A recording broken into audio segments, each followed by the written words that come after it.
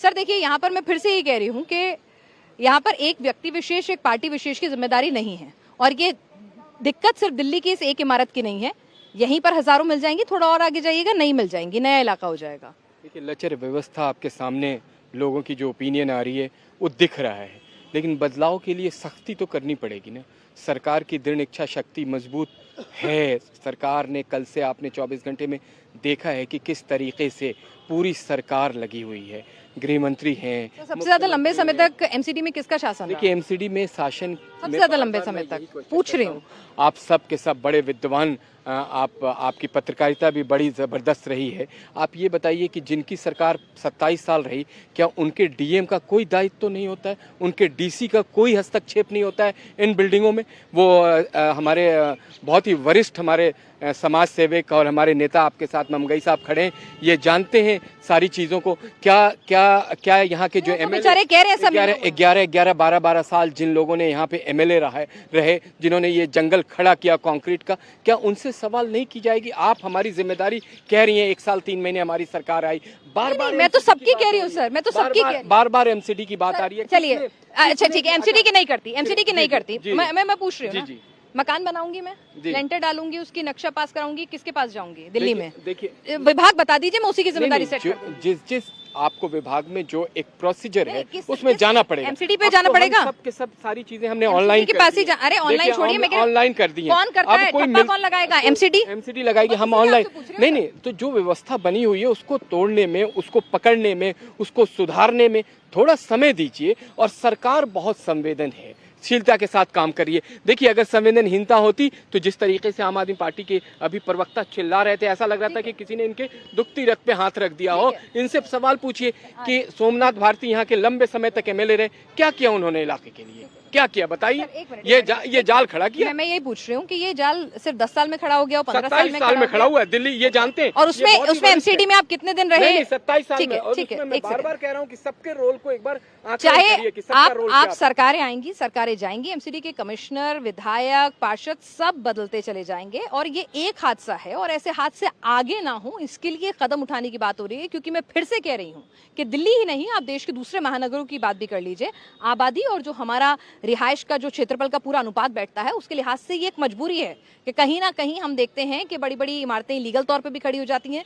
लेकिन इसका समाधान निकालना बहुत जरूरी है। मुंगानी साहब, बिल्ली के गले में घंटी कौन बांधेगा? सिंपल सी बात घूम फिर के ये है कि भाई ये आज इस पार्टी के कार्यकाल में खड़े हो गए हो, उस पार्टी के कार्यकाल में खड़े हो गए हो, इस इंजीनियर ने करप्शन किया हो, उस पार्षद ने किया हो, उस विधायक ने किया हो, मामला उसका है नहीं।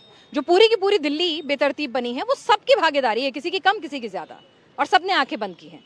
तो अब इसका सोल्यूशन क्या है? देखिए, ये पैसे क्यों ले पाते हैं एमसीडी वाले और पुलिस वाले? इसलिए ले पाते हैं कि दिल्ली में 55 लाख डवेलिंग यूनिट में से 53 लाख जो है इलीगल है। तो इसलिए ले पाते हैं कि नक्शे पास ही नहीं होते। आप जो अभी कह रहे थे ना, एमसीडी नक्शे पास ही नहीं होते इन एरिया के, और नक्शे पास कराने अगर कोई जाए भी, हिम्मत करे भी, तो जेई और एई एक्शन इतना उसको डिस्करेज कर देते हैं कि काय को 8-10 लाख रुपए बर्बाद कर रहा है, देख लेंगे हम, कर तू काम, कोई दिक्कत नहीं है। तो इसलिए ये मसला, पहली बात तो ये है कि ये अगर आप ईमानदारी से इसकी समीक्षा करनी है तो ये मसला ना तो एमसीडी के लेवल पर सॉल्व हो सकता है, ना दिल्ली गवर्नमेंट के पास तो ना लैंड राइट्स है, ना एमसीडी उनके अंडर है, ना बिल्डिंग बायलॉस उनके अंडर है, वो डीडीए के और अर्बन मिनिस्ट्री के अंडर है।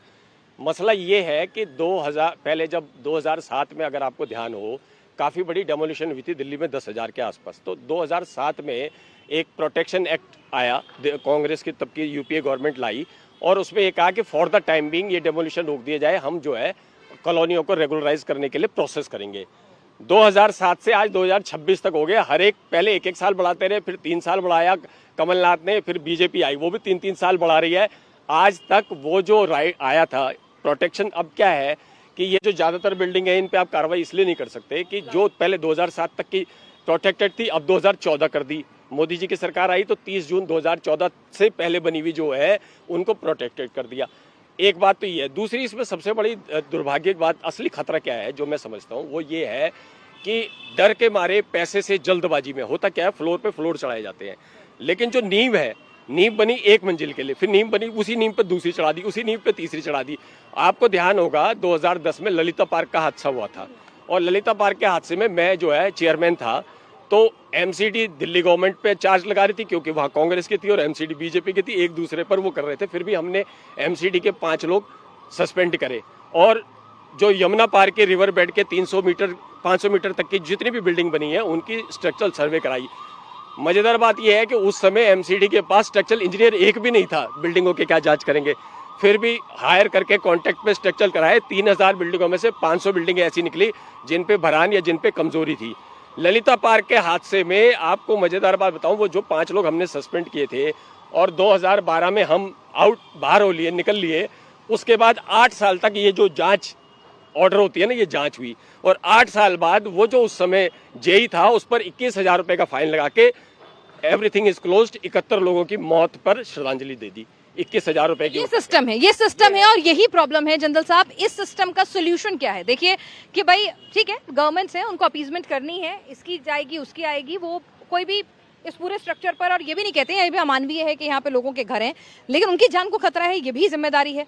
तो इसका सोल्यूशन क्या नजर आता है और कौन इसमें इंटरवीन कर सकता है? देखिए, मैं बिल्कुल भाई साहब की बात से बिल्कुल एग्री करता हूँ कि जो डिपार्टमेंटल इंक्वायरी होती है उन इंक्वायरीज के अंदर बहुत लिमिटेड पनिशमेंट होती है और लिमिटेड पनिशमेंट वहाँ पे जहाँ पे कितनी उसकी ग्रेविटी है, साथ में कितनी इन्वॉल्वमेंट है उन लोगों की जिनके ऊपर इन्वेस्टिगेशन हुई। लेकिन अगर वहीं आप क्रिमिनल लाइबिलिटी की बात करते हैं तो क्रिमिनल लाइबिलिटी में आप अगर उनको कॉमन इंटेंशन में बुक करते हैं तो वहाँ पे प्रोविज़न है।